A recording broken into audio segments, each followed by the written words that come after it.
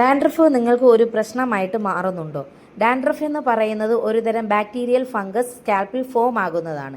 Dandruff treatment കൊണ്ട് നമ്മൾ ഉദ്ദേശിക്കുന്നത് തന്നെ ഈ ബാക്ടീരിയൽ ഫംഗ്ഷനെ പൂർണ്ണമായും നീക്കം ചെയ്യുക എന്നതാണ്.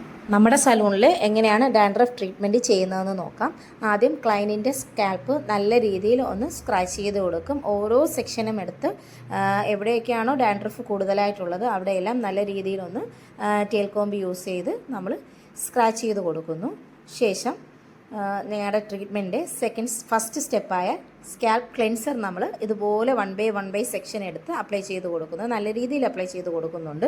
ഇത് അപ്ലൈ ചെയ്യുന്നത് കൊണ്ട് പറ്റിപ്പിടിച്ചിരിക്കുന്ന താരൻ ഒന്ന് കുതിർന്ന് അത് ഇളകി വരാൻ സഹായിക്കും. അതായത് ഇത് വാഷ് ചെയ്യുമ്പോഴേക്കും ഫുൾ സ്കാൽപ്പ് ക്ലെൻസ് ആയിരിക്കും, ഒരു തരി പോലും ഡാൻഡ്രഫും ഉണ്ടാകത്തില്ല. അത്തരത്തിന് നല്ല രീതിയിൽ തന്നെ ഞങ്ങൾ ഈ ക്ലെൻസിങ് അപ്ലൈ ചെയ്ത് കൊടുക്കും. അപ്ലൈ ചെയ്തതിന് ശേഷം ഒരു 10 മിനിറ്റ് നല്ല രീതിയിലൊന്ന് മസാജ് ചെയ്ത് കൊടുക്കും. ഈ മസാജ് ചെയ്യുന്നത് കൊണ്ട് തന്നെ നല്ല രീതിയിൽ അതൊന്ന് കുതിരാൻ സഹായിക്കും.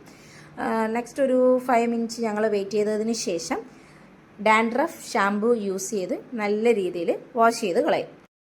ഹെയർ വാഷ് ചെയ്യുമ്പോൾ നമ്മൾ ഷാംപൂ ബ്രഷ് യൂസ് ചെയ്താണ് വാഷ് ചെയ്യുന്നത്. നല്ല രീതിയിൽ തന്നെ സ്കാൽപ്പ് നന്നായിട്ടൊന്ന് സ്ക്രാച്ച് ചെയ്ത് വാഷ് ചെയ്തതിന് ശേഷം നല്ല ചെറിയ രീതിയിലൊന്ന് ഡ്രൈ ചെയ്യുന്നുണ്ട്. അതിനുശേഷം ഈ ട്രീറ്റ്മെൻറ്റിൻ്റെ സെക്കൻഡ് സ്റ്റെപ്പായ സ്കാൽപ്പ് ഹൈഡ്രേറ്റിംഗ് മാസ്ക് നമ്മൾ യൂസ് ചെയ്യുന്നുണ്ട്. അതും 1 by 1 ആയിട്ട് തന്നെ ഞങ്ങൾ അപ്ലൈ ചെയ്ത് കൊടുക്കുന്നുണ്ട്.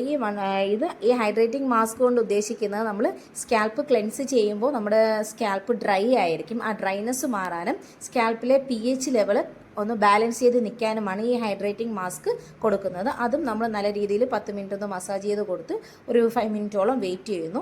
നെക്സ്റ്റ് നമ്മൾ വാഷ് ചെയ്ത് കളയുന്നു. നോർമൽ വാട്ടറിൽ തന്നെയാണ് വാഷ് ചെയ്യുന്നത്. ഈ ട്രീറ്റ്മെൻറ്റിലെ സെക്കൻഡ് വാഷാണ് ഈ കാണുന്നത്. ഈ സെക്കൻഡ് വാഷിനും നമ്മൾ നല്ല രീതിയിൽ തന്നെ സ്ക്രാച്ച് ചെയ്ത് സ്കാൽപ്പ് നന്നായിട്ട് നമ്മൾ അപ്ലൈ ചെയ്തിട്ടുള്ള ഹൈഡ്രേറ്റിംഗ് മാസ്ക് മൊത്തവും വാഷ് ചെയ്ത് കളയുന്നു. വാഷ് ചെയ്തതിന് ശേഷം ഈ ട്രീറ്റ്മെൻറ്റിൻ്റെ ലാസ്റ്റ് സ്റ്റെപ്പായ നമ്മുടെ ടോണിക്ക് നമ്മൾ യൂസ് ചെയ്യുന്നുണ്ട്. ഈ ടോണിക്ക് ഹെയറിൽ 1 by 1 സെക്ഷൻ എടുത്ത് അപ്ലൈ ചെയ്ത് കൊടുക്കുന്നുണ്ട്. ഇത് ഹൈഡ്രേറ്റിംഗ് ടോണിക്ക് കൂടെയാണ്. ഈ ടോണിക്ക് കൊണ്ട് ഉദ്ദേശിക്കുന്നതെന്ന് പറയുന്നത് ഇതിൽ ഫോം ആയിട്ടുള്ള ബാക്ടീരിയൽ ഫംഗ്ഷൻ്റെ പ്രൊഡക്ഷൻ കുറയാനും താരൻ ഇനി വരാതിരിക്കാനുമാണ് ഇത് അപ്ലൈ ചെയ്യുന്നത്. അതിനുശേഷം നല്ല രീതിയിൽ ഡ്രൈ ചെയ്താണ് ക്ലയൻറ്റിനെ വിടുന്നത്. ആഫ്റ്റർ കെയർ എന്ന് പറയുന്നത് തന്നെ ഈ ടോണിക്ക് ഒരു വീക്കിലി 3 ഡേയ്സ് നിങ്ങൾ യൂസ് ചെയ്താൽ നിങ്ങൾക്ക് ഡാൻഡ്രഫ് ഫ്രീ സ്കാൽപ്പായിട്ട് നിങ്ങളുടെ സ്കാൽപ്പ് സംരക്ഷിക്കാനായിട്ട് കഴിയും.